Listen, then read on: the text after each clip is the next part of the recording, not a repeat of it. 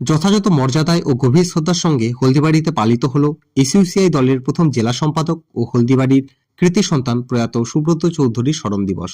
মঙ্গলবার হলদিবাড়ি লোকাল কমিটির কার্যালয়ে আয়োজিত এক সভার মাধ্যমে তার জীবন ও সংগ্রামকে স্মরণ করা হয়।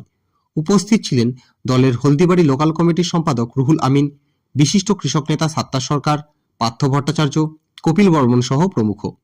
স্মরণ সভায় বক্তব্য রাখতে গিয়ে লোকাল কমিটির সম্পাদক রুহুল আমিন বলেন, সুব্রত চৌধুরী ছিলেন হলদিবাড়ির এক উজ্জ্বল নক্ষত্র।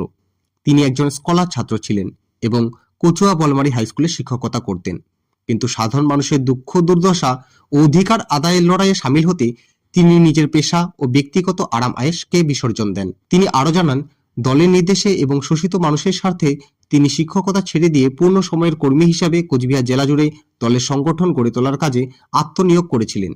তার এই ত্যাগী ও আপোষহীন সংগ্রামী জীবন আগামী প্রজন্মের রাজনৈতিক কর্মীদের কাছে চিরকাল অনুপ্রেরণা হয়ে থাকবে। স্মরণ সভায় উপস্থিত অন্যান্য নেতৃবৃন্দ প্রয়াত এই জননেতার প্রতিকৃতিতে মাল্যদান করেন এবং তার আদর্শকে পাথেয় করে গণ আন্দোলনকে আরো শক্তিশালী করার অঙ্গীকার করেন।